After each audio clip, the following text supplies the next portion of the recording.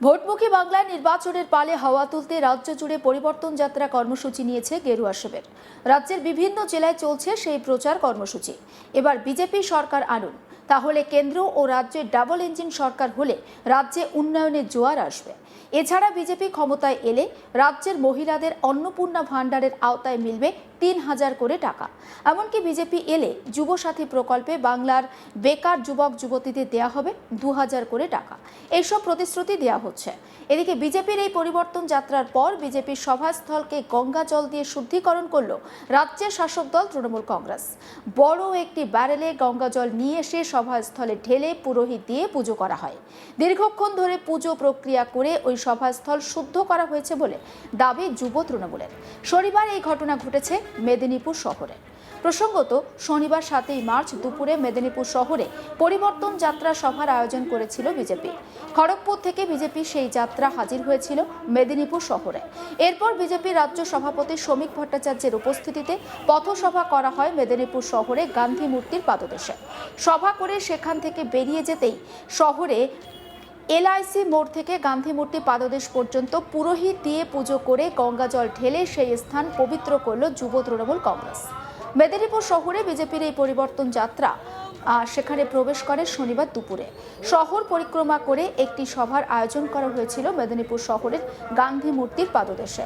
BJP রাজ্য সভাপতি শ্রমিক ভট্টাচার্য সহ বিজেপির আরও অন্যান্য নেতৃত্বরা উপস্থিত থেকে সেই সেখানে তারা উপস্থিত ছিলেন। এরপরে সভা শেষ করে নেতৃত্বরা পরিবর্তন যাত্রা নিয়ে রওনা দেন কেশপুরের উদ্দেশ্যে। এরপরে সেই সভাস্থলের মঞ্চ এবং অন্যান্য জিনিসগুলো ডেকোরেটরস দিয়ে খুলে নিতেই যুব তৃণমূলের পক্ষ থেকে ওই এলাকার শুদ্ধিকরণের উদ্যোগ নেওয়া হয়। জেলা যুব তৃণমূলের পক্ষ থেকে মিছিল করে সেই স্থানে হাজির হন তৃণমূলের কর্মী সমর্থকরা। বড় একটি ব্যারেলে গঙ্গা জল নিয়ে এসে সভাস্থলে ঢেলে পুরোহিত দিয়ে পুজো করা হয়। দীর্ঘক্ষণ ধরে পুজো প্রক্রিয়া করে ওই সভাস্থল শুদ্ধিকরণ করা হয়েছে বলে দাবি যুব তৃণমূলের। এদিন জেলা যুব তৃণমূল সভাপতি নির্মাল্য চক্রবর্তী বলেন, গণদেবতাদের হত্যাকারী অসুরদের মতো বা অসুরদের সভা ছিল এটা। এসআইআর এর নাম করে এরা বহু মানুষকে হত্যা করেছে, তাই তাদের পা যেখানে পড়ছে সেই জায়গা কলুষিত হয়েছে।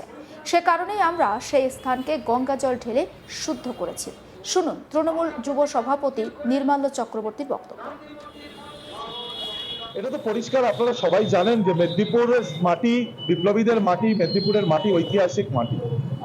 আজকে একটি রাজনৈতিক দল বিজেপি যারা গণদেবতাকে হত্যা করছে ভোটার লিস্ট থেকে ডিলিটেডের মাধ্যমে, তারা আজকে এই পবিত্র মাটিতে গণদেবতাদের হত্যা করে এখানে রাসলীলা করতে এসেছিলেন।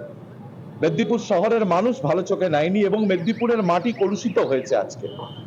তার জন্যই মেদিনীপুর শহরকে পুনরায় পরিষ্কার করার লক্ষ্যে মেদিনীপুর শহর তৃণমূল যুব কংগ্রেসের পক্ষ থেকে তারা যে রাস্তা দিয়ে আজকে বিশ্বযাত্রা নিয়ে গেছেন, সেই রাস্তায় আমরা গঙ্গা জল ছিটিয়ে শুদ্ধিকরণ প্রক্রিয়া করেছি এবং সর্বশেষ ভারতবর্ষের যে স্বরাষ্ট্রমন্ত্রী মোহাম্মদ বিন তুগলক, যিনি নির্বাচন কমিশনকে কাজে লাগিয়ে প্রায় 1,25,00,000 বৈধ ভোটার পশ্চিমবাংলার যারা দীর্ঘদিন ধরে ভোট দিয়ে আসছে, তাদেরকে লজিক্যাল ডিসক্রিপেন্সির নামে যে বাদ দেওয়ার চক্রান্ত করছে, যার প্রতিবাদ বাংলার মুখ্যমন্ত্রী মমতা বন্দ্যোপাধ্যায় করছেন, দলের সাধারণ সম্পাদক অভিষেক বন্দ্যোপাধ্যায় করছেন, তার সাথে সাথে দলের সর্বস্তরের নেতৃত্বরা একযোগে আমরা এর প্রতিবাদ করছি, যাতে পশ্চিমবাংলা থেকে কোনো বৈধ ভোটারের নাম নির্বাচন কমিশন বিজেপির অঙ্গুলি হেলনে বাদ দিতে পারে। এই জন্য কি শুদ্ধিকরণ? একদমই শুদ্ধিকরণ বলতে যে বিশ্বযাত্রা আজকে বিজেপির মেদিনীপুর শহর পরিক্রমা করেছে, বিশ্বযাত্রার কারণ কি? গণতন্ত্রের গণদেবতাকে হত্যা করে তারা 407কে রথ বানিয়ে মেদিনীপুর শহর পরিক্রমা করছে। রথে দেবদেবীরা চলেছে আমরা জানি, অসুর চড়ছে প্রথম আমরা দেখলাম। যারা গণদেবতাদের হত্যা করছে তারা অসুর ছাড়া আর কিছু নয়।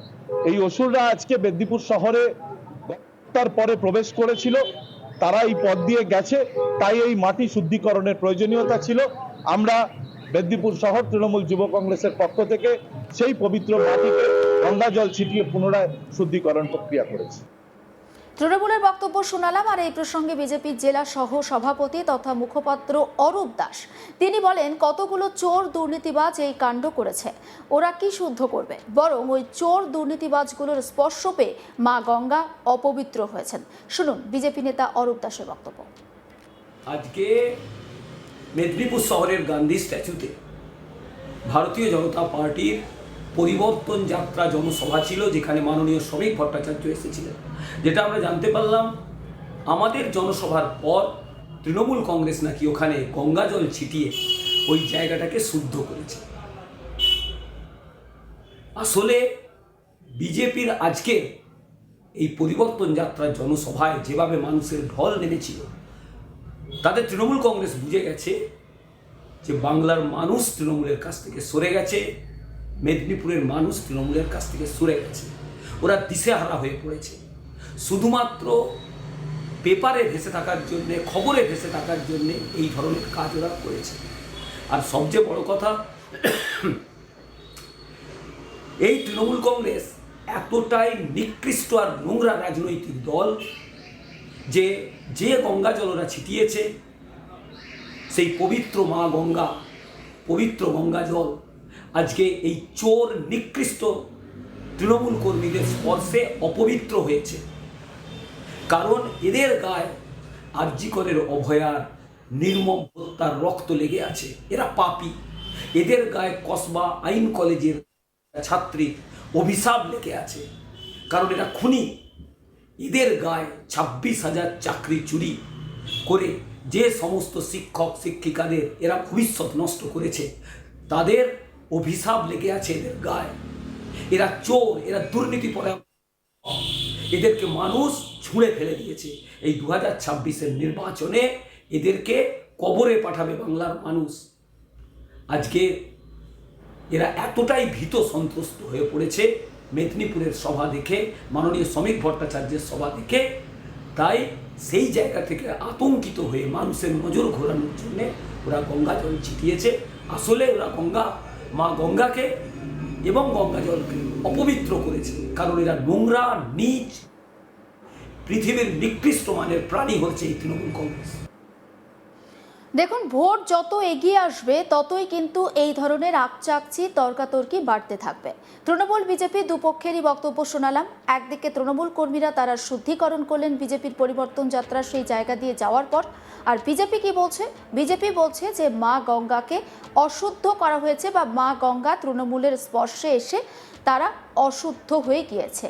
আর এই ঘটনাকে কেন্দ্র করেই কিন্তু রাজ্য রাজনীতির পারদ যে আরও চড়বে সেটার বলার অপেক্ষা রাখে না।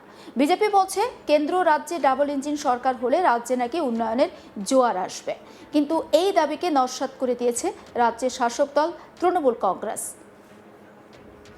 এই ধরনের সমস্ত খবরের আপডেট পেতে অবশ্যই নজর রাখুন আজ তাক বাংলায়। সাবস্ক্রাইব করতে ভুলবেন না।